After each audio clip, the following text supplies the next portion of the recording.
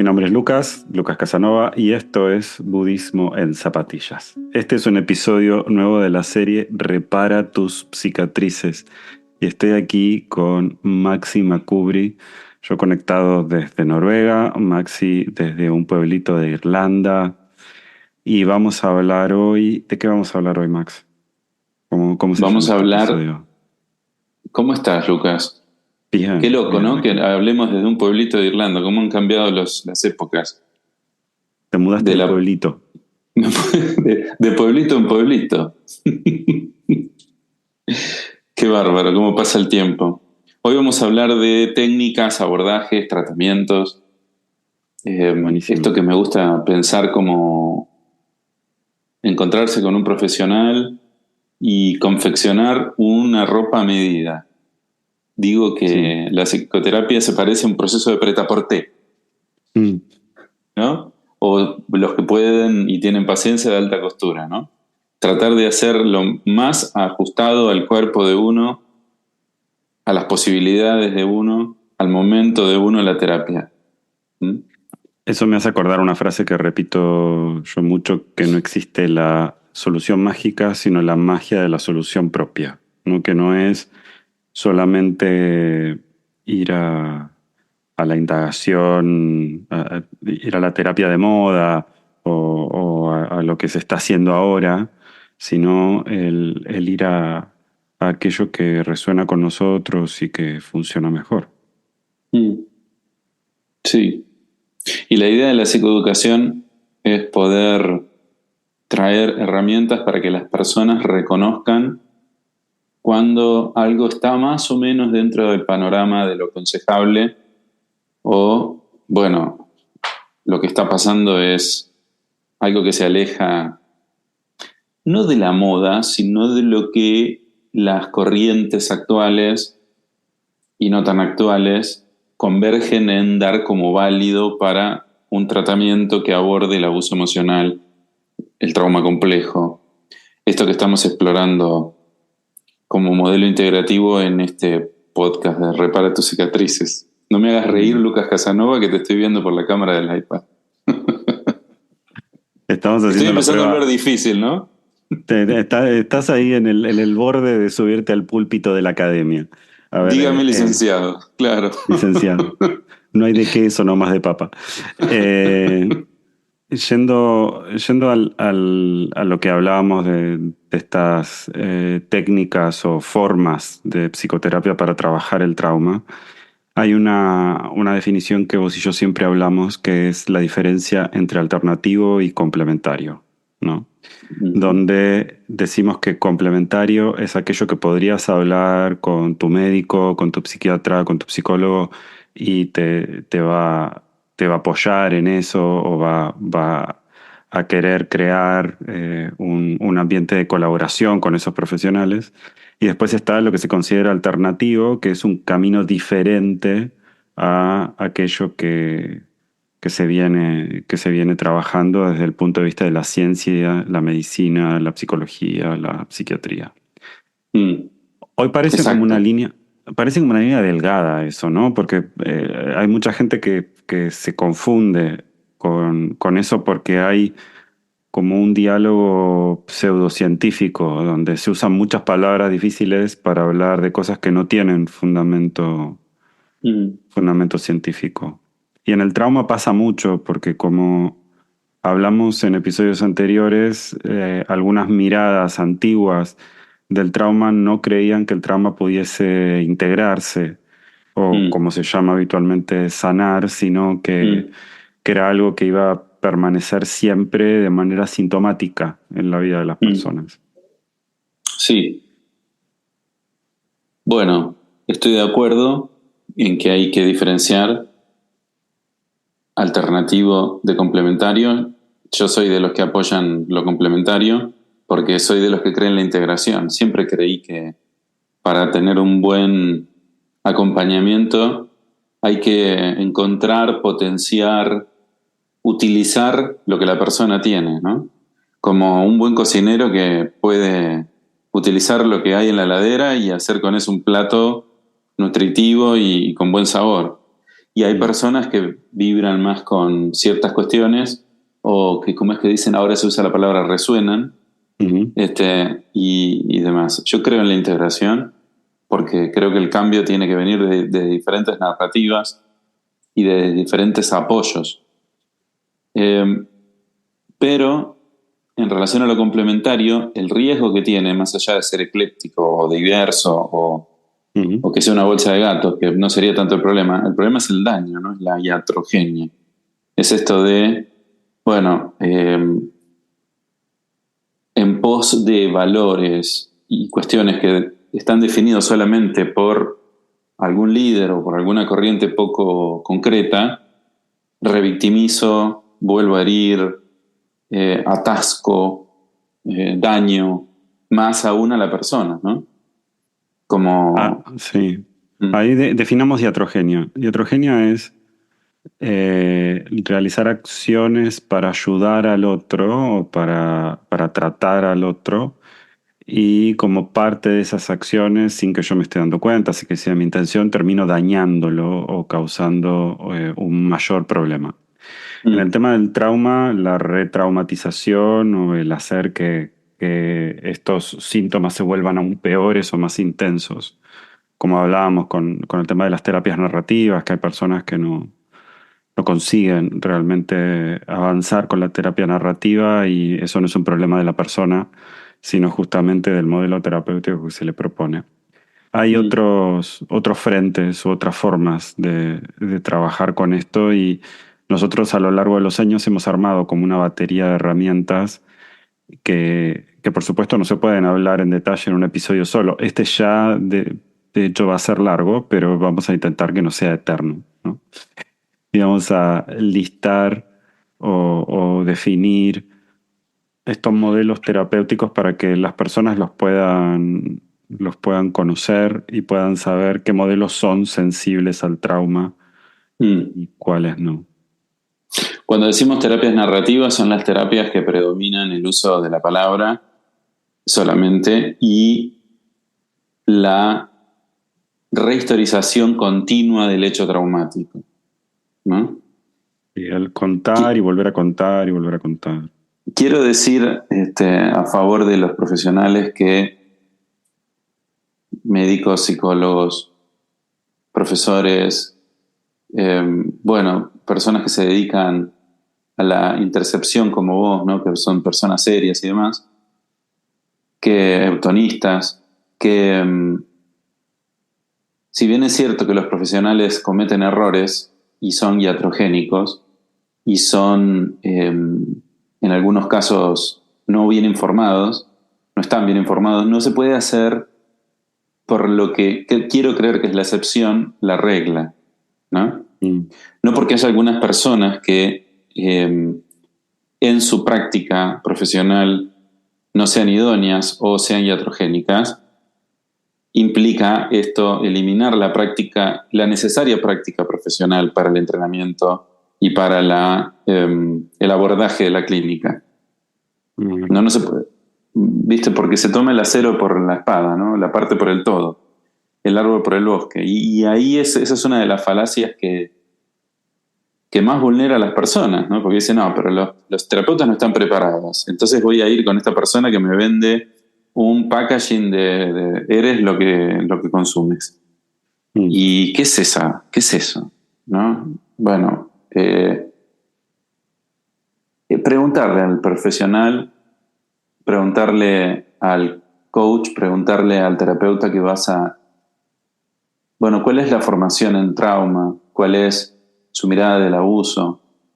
Si no tenés acceso a cosas que ha escrito, que ha publicado o que ha hablado, bueno, tener una conversación sincera y abierta, ¿no? Como decir, bueno, ¿cómo vamos a encarar esto? Ya sé, la persona entra muy desbordada a veces, pero tan necesario tener como un botiquín de herramientas de por dónde sí es. ¿Mm? ¿Querés que, Coincido, querés coincido. que vayamos a...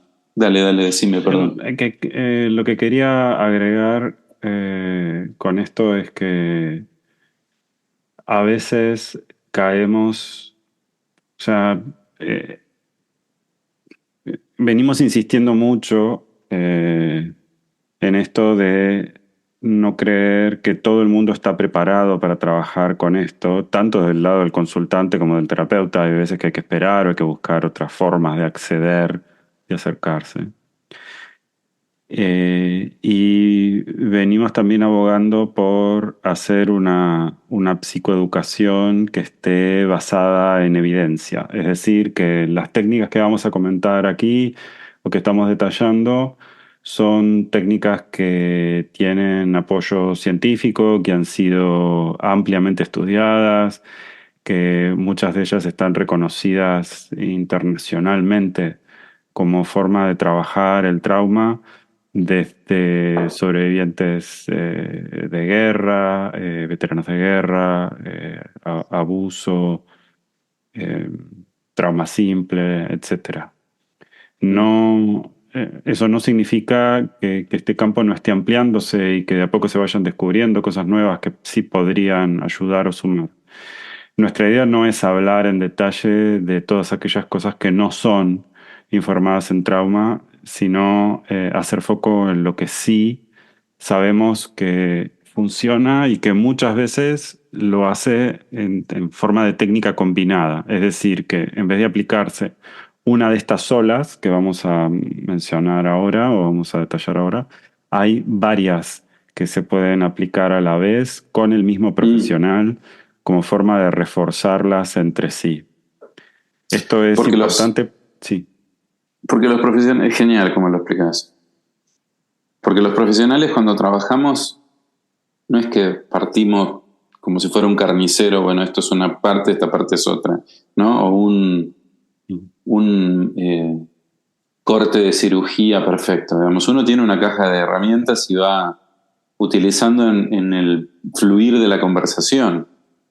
Entonces, no, uno puede decir, bueno, aquí estoy siendo cognitivo, aquí estoy siendo sistémico, aquí estoy con la terapia de aceptación y compromiso. No, uno va como en el hit de la conversación viendo por dónde.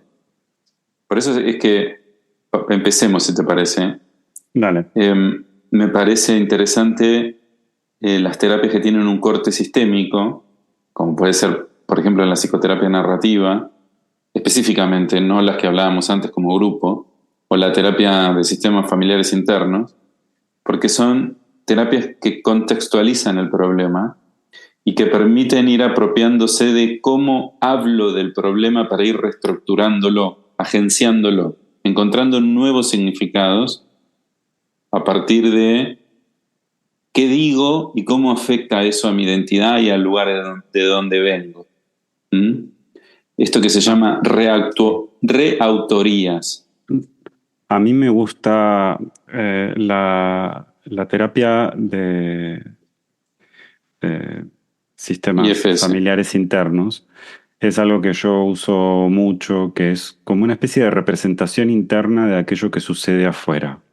Por eso se considera que es pariente de la sistémica, porque Mm. habla de un sistema. Y de la misma manera que nosotros en el mundo exterior tenemos personas que nos cuidan, personas que nos agreden, personas a las que les tenemos miedo y demás, nosotros creamos subpersonalidades o versiones internas de todo eso. Nuestro Mm. cerebro funciona de manera simultánea, ¿no? Nosotros podemos tener o pensamientos contradictorios o pensar dos cosas a la vez que se enfrentan entre sí y demás. Entonces el IFS parte de la idea de que se genera como una especie sí, Personaje, de personaje interno. parte, Entonces su tenés, personalidad. claro, yo tengo en el podcast una serie que se llama Tarea para ser feliz, donde hablo de estos personajes básicos, ¿no? Como el crítico interno, el niño herido, el, el que quiere resolver todo rápido y a los golpes, El bombero, como dice el Joan. bombero. Luego el personaje más centrado, ¿no? El que ve las cosas con claridad. Todos esos personajes pueden dialogar entre sí y esto permite como generar un desplazamiento, por eso Maxi recién hablaba de reautoría, Mm, porque te permite ver las cosas como si fueses un tercero que observa todas esas partes cómo se mueven, y eso permite quitarle presión. El sistema de familias internas tiene mucho que ver con el análisis transaccional, que en Argentina fue muy conocido durante la década del 80 especialmente, y puede ser de gran ayuda para aquellas personas que tienen partes de sí mismas que rechazan. Cuando nosotros tenemos como una especie de Dr. Jekyll y Mr. Hyde, suele suceder que nos lo tomamos con mucha dureza y lo que nos propone el sistema de familias interno es que no hay partes malas, sino que hay partes que están mirando al problema o la dificultad de una manera tóxica. Entonces, mm. quizás el crítico interno lo único que quiere hacer es cuidarnos, y de esto hablo mucho más en la serie Tarea para ser feliz. Y tenemos que enseñarle cómo nos cuida, ¿no? Como enseñarle a ver cómo nos trata. Y además hay un punto de conexión que es muy interesante entre las psicoterapias sistémicas, sobre todo las narrativas y Schwartz, el sistema de familiares internos, que es los neologismos. A mí yo lo nombro así. Es crear personajes, partes de mí mismo, para tener fácil acceso a ellos en momentos en donde estoy en conflicto, ¿no? Yo creo un montón de personajes con las personas con las que trabajo, porque les permite ver, mira esa parte mía que se está activando ahora, ¿no? Mirá, ¿qué voy a hacer, no? ¿Qué es lo que es la entrada del mindfulness, básicamente? Eh, ¿Cómo voy a, qué parte mía es la que va a afrontar esto? ¿No? ¿Qué pausa voy a hacer y cómo lo voy a reaccionar? ¿Cómo voy a reaccionar a esto? Y bueno, hay veces es por medio del humor, ¿no? Crear estos personajes que... Sí, sí, sí, sí, sí, sí. Claudio Naranjo hablaba de que cuando faltaba un personaje, que era, a ver, el que faltaba el que la veía clara, o faltaba el niño que uno tuvo que ser adulto desde muy chiquito, ¿no? Entonces no reconoce su carácter lúdico y demás. El poder crear estos personajes desde lo adulto implica no tomarse en serio. Es Sí, imposible hacerlo si uno se toma en serio y al pie de la letra. absolutamente, absolutamente. Qué interesante esto. ¿Cómo nos Vamos gusta con uno nuestro más. trabajo, Casanova, eh? Oh, por favor, yo hablaría horas de esto, pero además me parece que ayuda mucho a que la gente entienda de qué estamos hablando cuando hablamos de terapia enfocada en trauma, porque la gente dice, no, no, yo le pregunté a mi terapeuta y mi terapeuta dice que trabaja traumas. Claro, pero ¿cómo lo hace? Y nos sentamos y hablamos, pero hablan cómo.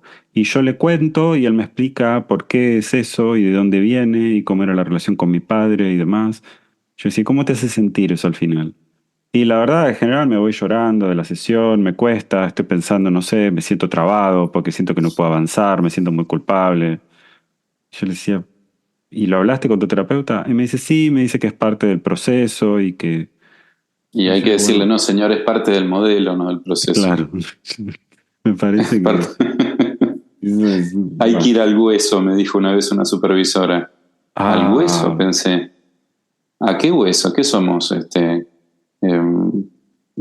Esto como se hacen los que hacen para hacer predadores, pollo deshuesado. claro. No, mi suegra hace unos pollos arrollados. Si está escuchando el podcast, le mando un saludo muy grande. Me encanta. Pasemos a la siguiente. La primera, dentro de la sistémica, entonces veamos el sistema de familias interno o IFS, y la siguiente. Traje dos, ¿no? De estas propuestas de convergencia sistémicas. Me parece que hay una que va de la mano, que es parienta, que es la terapia de aceptación y compromiso. ¿Mm? Desde el punto de, bueno, ¿qué valores están en juego acá? ¿Dónde los aprendí?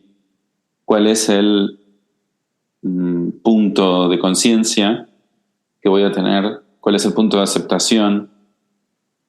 ¿Cuánto me comprometo a eso? Mm. ¿Qué acción puedo llevar a cabo para esto? es ver la experiencia interna adversa y la externa y aceptarla y comprometerse a ver, bueno, esto sabes donde se ve mucho, es un ejemplo que a mí me sirve para explicar. Tengo un marido que es narcisista y mis hijos lo tienen que ver. Mm. Bueno, sí, tenés un marido narcisista y tus hijos lo tienen que ver. Porque si no está esta persona todo el tiempo dando vuelta con cómo hago para evitarle el contacto, cómo hago para evitar que sea como ellos, cómo hago para... Espera. Primero aceptá que salvo que haya un delito, lo van a seguir viendo, ¿no? Y deja de pelear contra eso, ¿no? Porque si no nos pasamos años dando vuelta en ni chicha ni limonada, ¿no? ¿Qué pensás, Casanova, que te veo tan profound? La aceptación, a ver, la terapia de aceptación y compromiso, ACT, es uno de los modelos más budistas que hay en la terapia occidental. Cuando la gente no encuentra un terapeuta budista en su país, porque no existe una formación como tal todavía en muchos países de habla castellana, yo les pido que busquen terapeutas ACT o TCC, como se llama. El aceptar no es resignarse, sino el dejar de pelearse en la cabeza con lo que el corazón o el cuerpo ya sabe, ¿no? Esto es así, esto sucede. Entonces, ¿cómo sucede? Yo me voy a comprometer en una forma de trabajar con esto. Yo me acuerdo, tuve hace muchos años una terapeuta ACT que yo le contaba las cosas.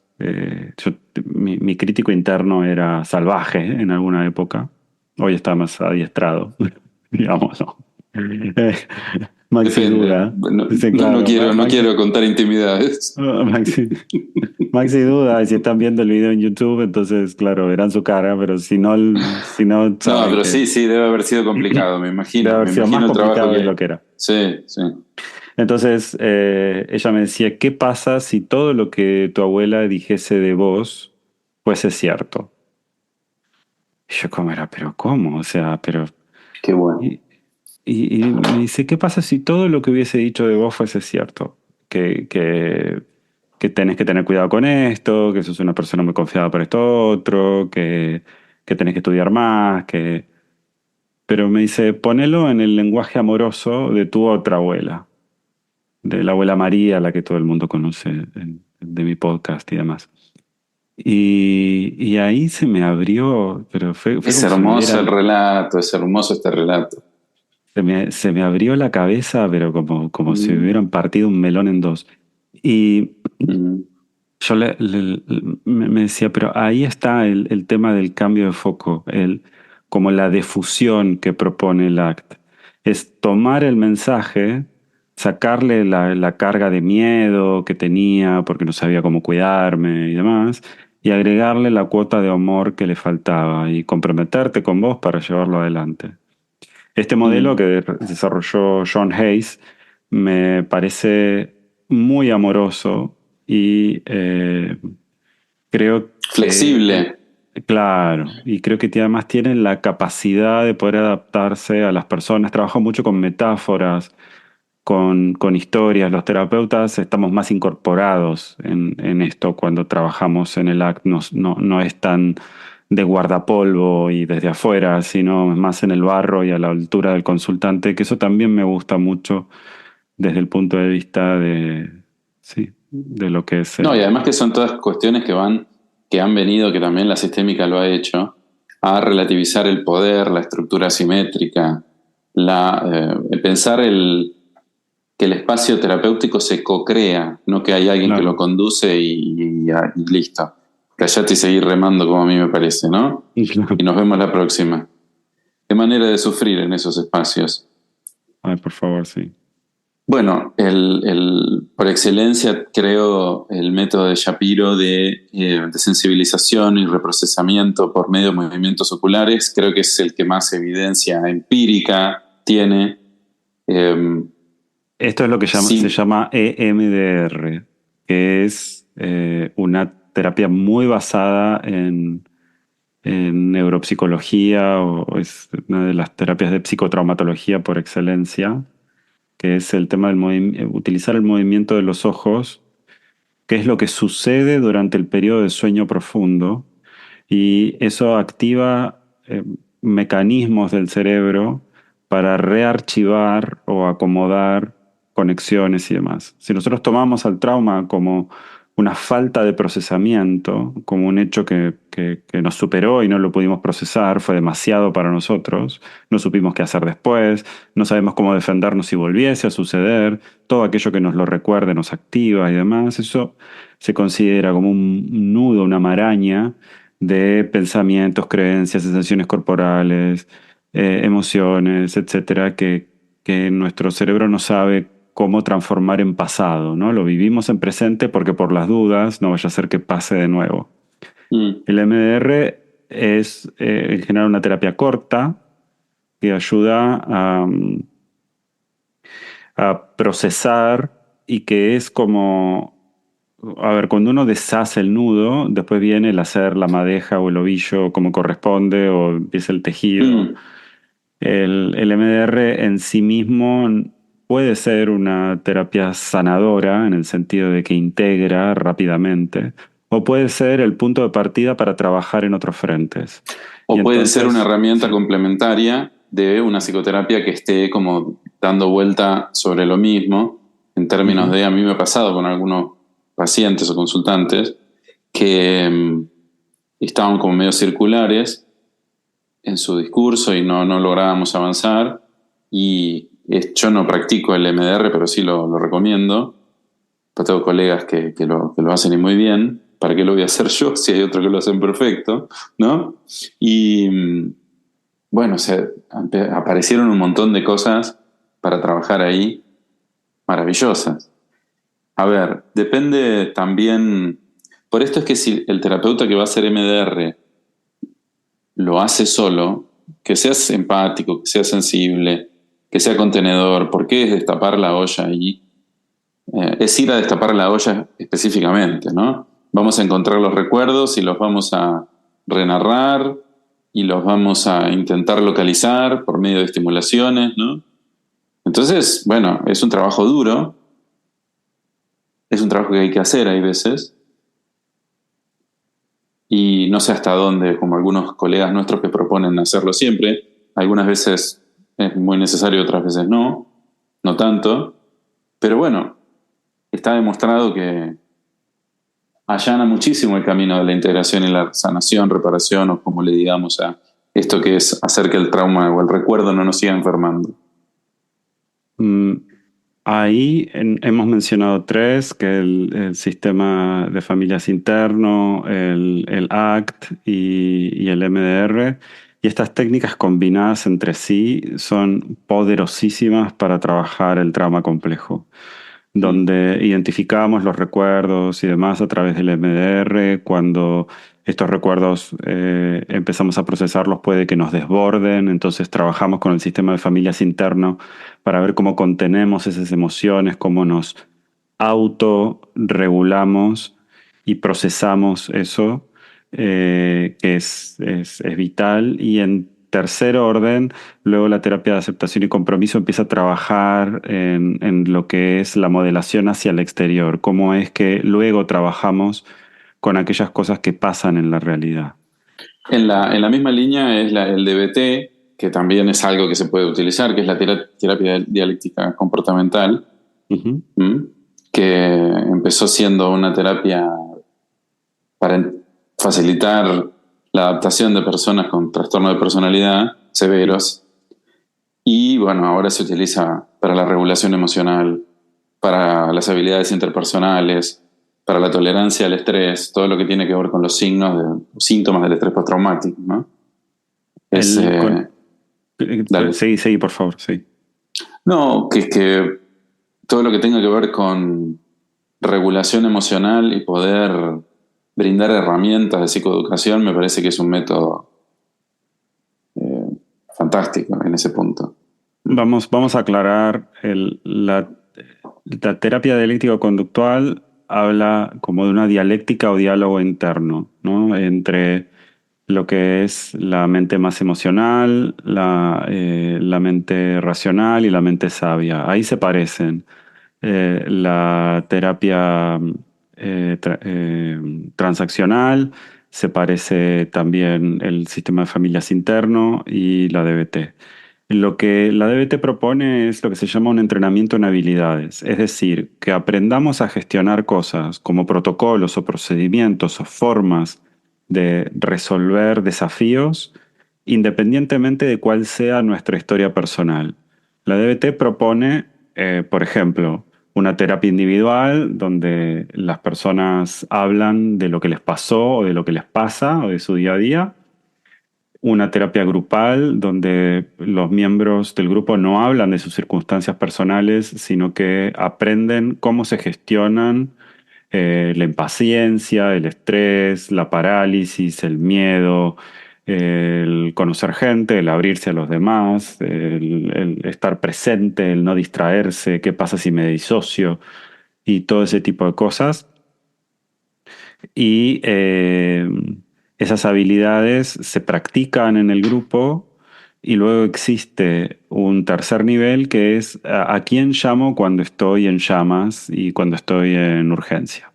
Este sistema DBT se utiliza para adicciones, para trastornos alimentarios, para regulación emocional, que quiero hacer una mención, el tema de regulación emocional ahora en un segundo, para lo que se llama trastorno límite de personalidad o borderline, autolesiones, para todos los temas como más críticos para ayudar a autocontenerse emocionalmente. Mm. Nosotros, con respecto al tema de la regulación emocional, creo que es importante decir algo que en general las personas confunden. Regularse emocionalmente no significa estar calmo, no es sinónimo de calma, sino es sinónimo de tener agencia sobre nuestras emociones, que es decir, que yo sé qué hacer con lo que me pasa, con lo que siento.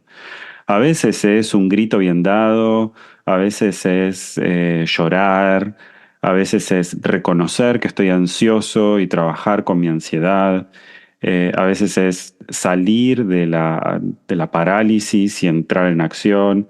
No siempre el camino es lo que se llama de calma o de Sí, sí, activación relájate. parasimpática, de relajarme.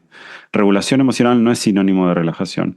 Me encanta que se hable mucho de sistema nervioso regulado y que lo veas ahora, no sé, en todos lados, ¿no? Como pasaba con el narcisismo 2022, hoy todo el mundo habla de sistema nervioso regulado, pero de la misma manera que cuando el narcisismo confundían inmadurez emocional con una patología, de la misma manera sucede con la regulación emocional, Mm. donde la regulación emocional no es calma.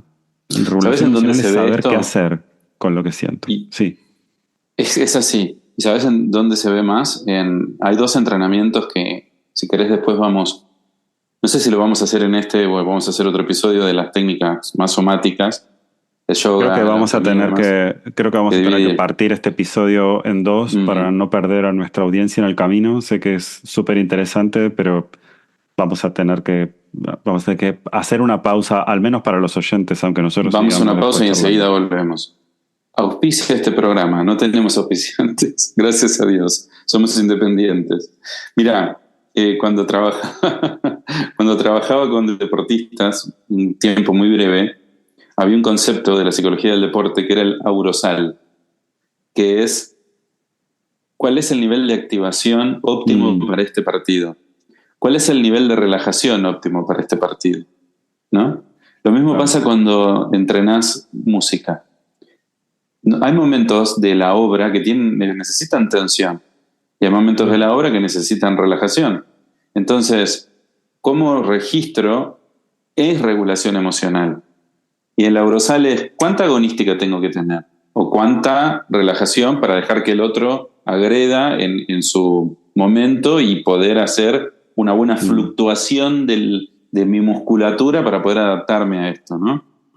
Es ni muy frío ni muy caliente, digo yo, ¿no? Entonces la regulación es un elemento que parte básicamente de tomar conciencia de qué me pasa y cómo tengo que reaccionar frente a eso.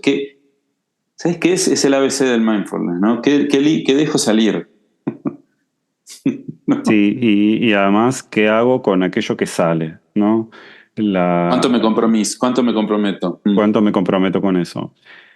Aquí, estas herramientas que hemos definido hasta ahora trabajan muy bien de manera conjunta y de manera circular.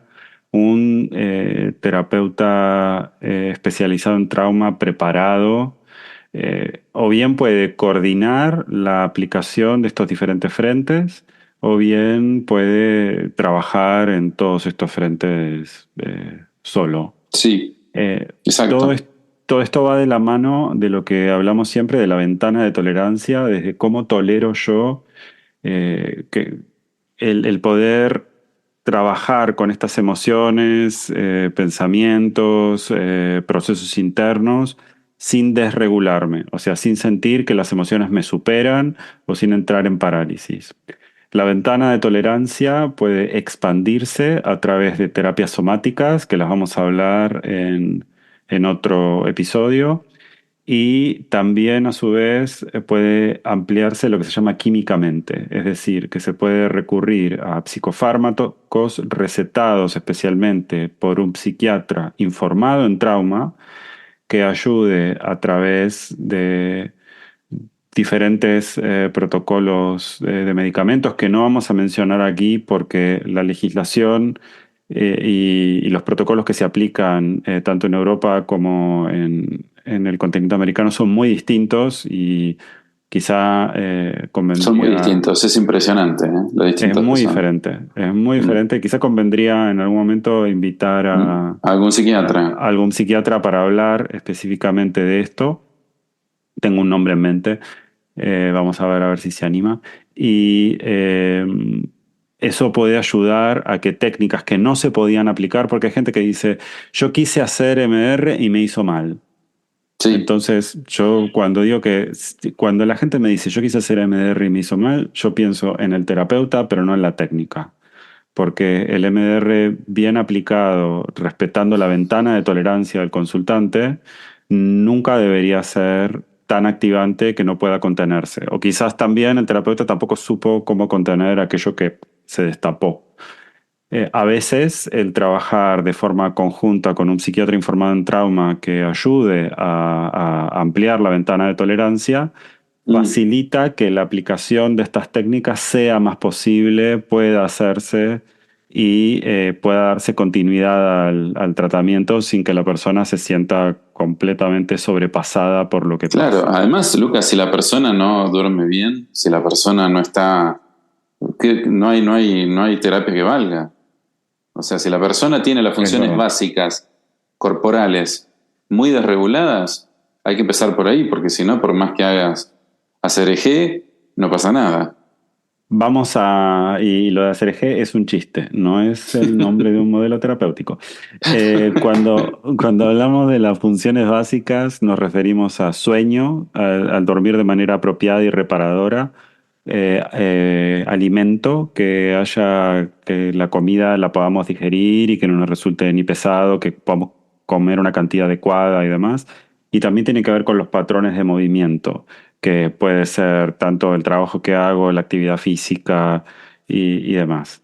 Si Y le esos tres agregaría la pilares, claridad de la sí, conciencia, ¿no? Que no esté muy alterada la cualidad de la conciencia. claro, pero si esos tres pilares no están regulados, no hay claridad de conciencia y la ventana de tolerancia se reduce muchísimo. Cuando una persona llega a nuestra consulta, lo que con Maxi solemos preguntar primero es cómo dormís, cómo comés, qué tipo de actividad haces y demás.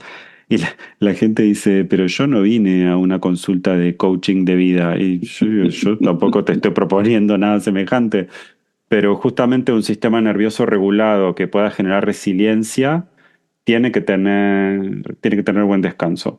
Una cosa Sí, que yo siempre les explico a las personas cuando empezamos a trabajar y me dicen, bueno, pero ¿qué tiene que ver el tema del sueño y demás? Yo les digo que 2 horas menos de sueño durante una noche es igual a haberse tomado 2 cervezas. Y 3 o 4 horas menos de sueño, funcionás exactamente igual que si estuvieses alcoholizado. Y si eso se acumula noche a noche, yo tenía una profesora en la universidad que decía que el sueño era reparador y que por supuesto se ampliaban los canales del fluido cerebroespinal para bajar Claro. todos los detritos de las neuronas a través de la espina Ahora estás vos dorsal en el hacia los bucle, ¿eh? riñones. Vos me estás retando a mí, pero a vos te gusta también, ¿eh? Mirá, mirá. Pero voy a aclarar por qué estoy utilizando este lenguaje. Porque Sí. ella se lo quiso explicar a una de las chicas que estaba en mi grupo y decía, pero no entiendo, pero no entiendo. Entonces ella se le paró al lado y le dijo, imagínate toda la caquita de las neuronas del pensamiento diario. Si vos no dormís, la cloaca no funciona. Mm. Así que cuando alguien si no dormís y alguien termina diciéndote que tenés caca en la cabeza, es exactamente así. Qué bueno. Me pareció una explicación brillante.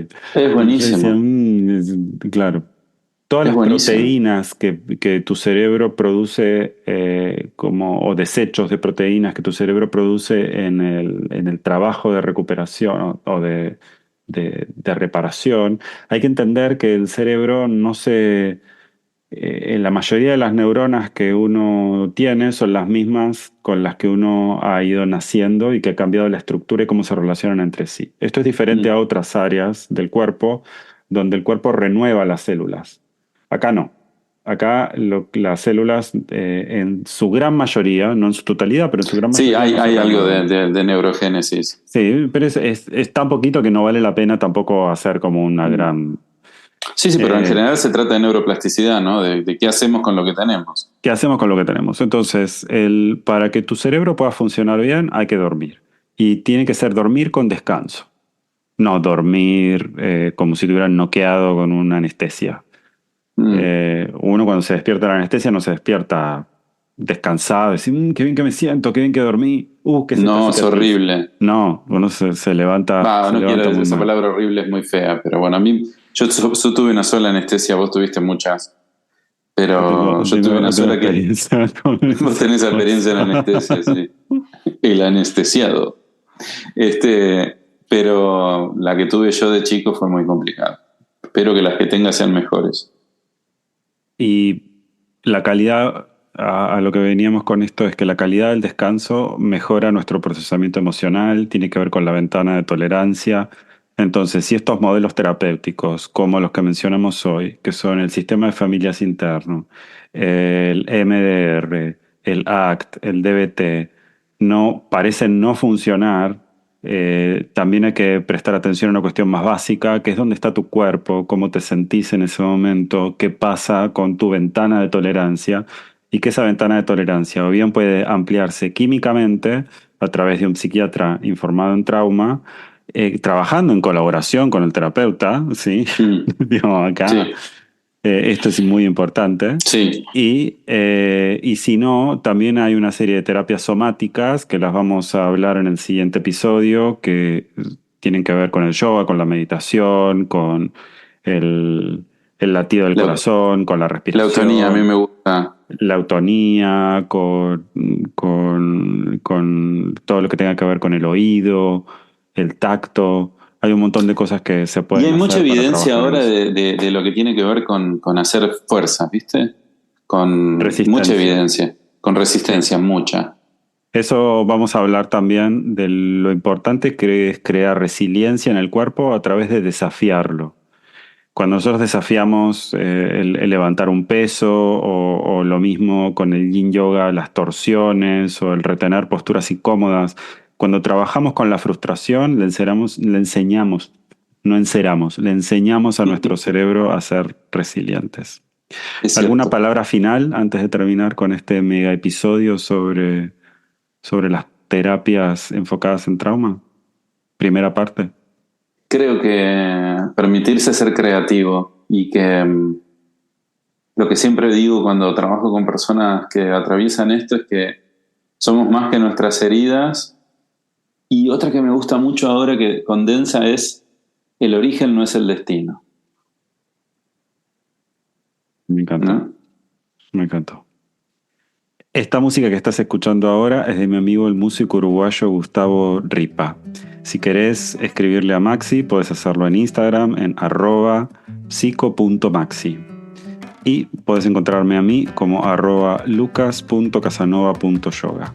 Si querés contarnos al respecto de qué te pareció este episodio y estás escuchándonos en Spotify, podés entrar en la página del episodio en el mismo lugar donde estás escuchando en este momento y dejarnos un mensaje corto para contarnos qué te pareció, qué más te gustaría escuchar en este ciclo Repara tus cicatrices. Muchísimas gracias por acompañarnos, un abrazo muy fuerte y namaste, compañeros.